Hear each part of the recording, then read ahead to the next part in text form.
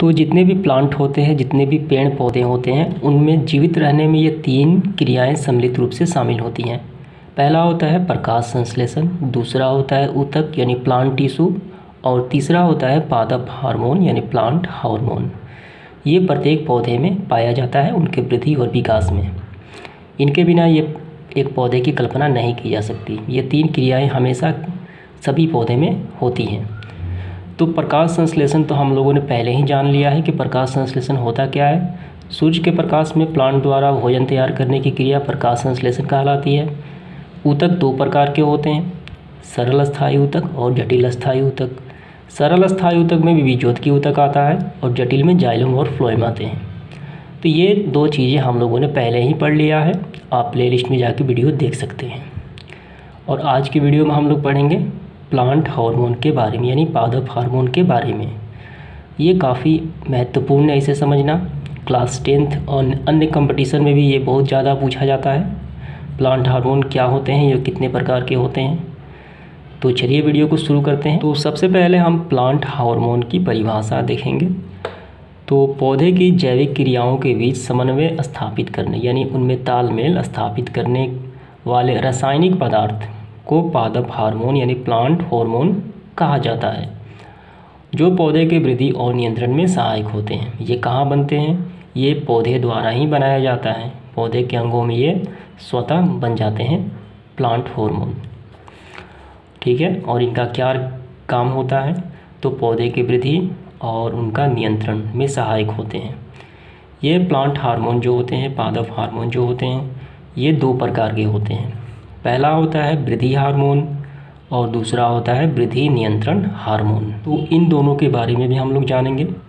तो जैसा कि नाम से ही स्पष्ट है, वृद्धि हार्मोन यानी ये पौधे के वृद्धि में सहायक होते हैं। और दूसरा जो होता है वृद्धि नियंत्रण हार्मोन, ये एक पौधे की निश्चित समय तक वृद्धि करते हैं। ये पहला जो निश्चित समय तक वृद्धि करेगा, और ये वृद्धि नियंत्रक हार्मोन जो होता है उस पौधे को वृद्धि को रोक देता है। तो उसे कहा जाता है वृद्धि नियंत्रक हार्मोन। ये प्लांट को सूखने में मदद करता है, ठीक एक समय तक। कोई किसान अपने खेत में चना की फसल लगाता है, तो चना की फसल कितने समय में तैयार हो जाती है? 3 महीने में। अगर कोई किसान चना की फसल जनवरी माह में लगाता है, अगर वह वृद्धि हार्मोन की वजह से बढ़ते ही जाए, मतलब 3 महीने, 4 महीने, 12 महीने तक वो बढ़ते ही जाए, तो क्या होगा? तो फसल लगाने का कोई बेनिफिट नहीं मिलेगा। तो वृद्धि नियंत्रक हार्मोन काफ़ी आवश्यक है, यानी एक समय तक फसल को बढ़ाएगा 3 महीने तक, और उसके बाद उसे सुखा देगा। तो किसके द्वारा ये नियंत्रण होता है? ये वृद्धि नियंत्रक हार्मोन के द्वारा ही होता है, जो काफ़ी महत्वपूर्ण रोल अदा करता है किसी प्लांट में।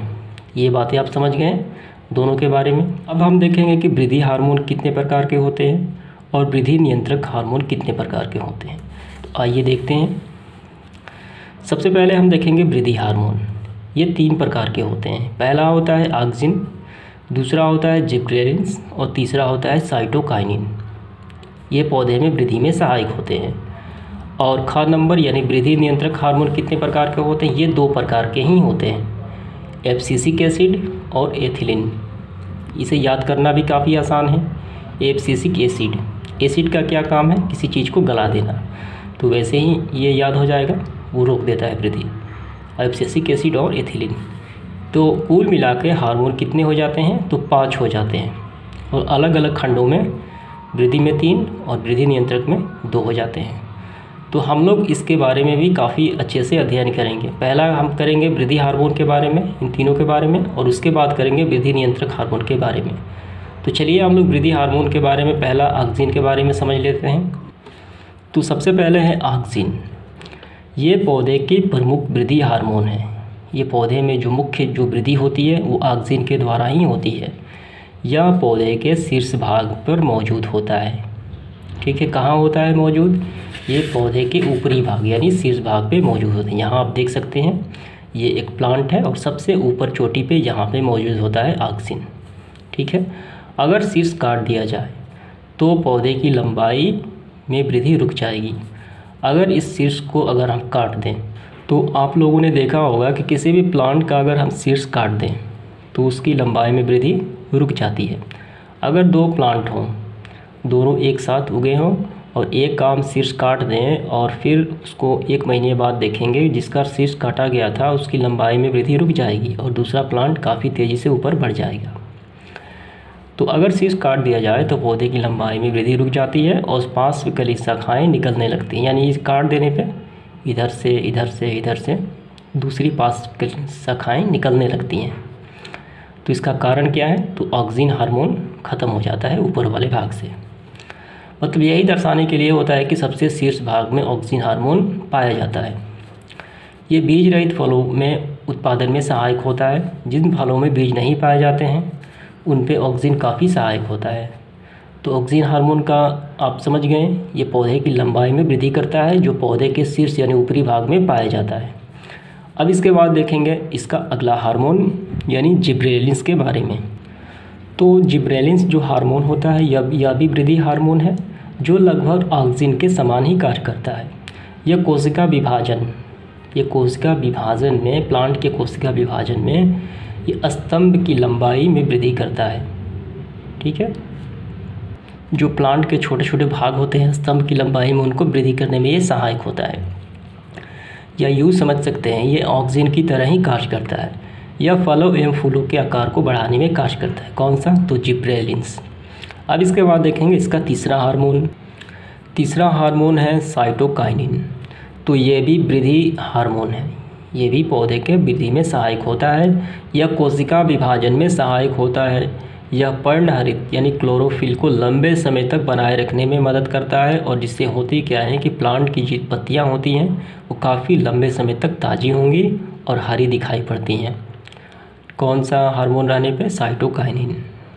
ठीक है, ये पौधे की पत्तियों को लंबे समय तक हरे रखता है यानी ताज़े रखता है। और ये अत्यधिक मात्रा में कहाँ पाए जाते हैं हार्मोन? तो प्लांट में पाए जाते हैं, लेकिन फलों में और बीजों में अधिक मात्रा में ये पाए जाते हैं साइटोकाइनिन। अब इसके बाद चौथे नंबर पे जो हार्मोन है उसको देख लेते हैं। तो हमारा वृद्धि हार्मोन ख़त्म हो चुका है। अब हम देखेंगे वृद्धि रोधक हार्मोन। तो कौन सा होता है? ये 2 होते हैं। पहला होता है एब्सिसिक एसिड।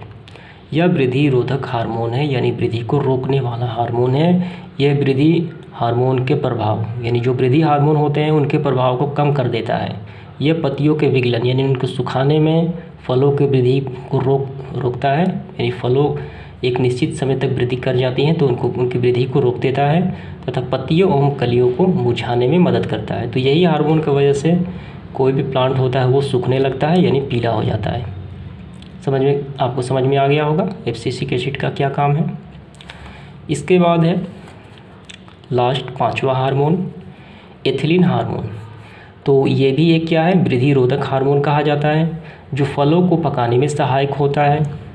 अगर ये हार्मोन नहीं पाया गया तो किसी भी प्लांट में किसी भी फल जो लगेंगे वो नहीं पक पाएंगे। तो इसीलिए इसे कहा जाता है फल पकाने वाला हार्मोन। और ये मार्केट में भी मिलता है कृत्रिम रूप से।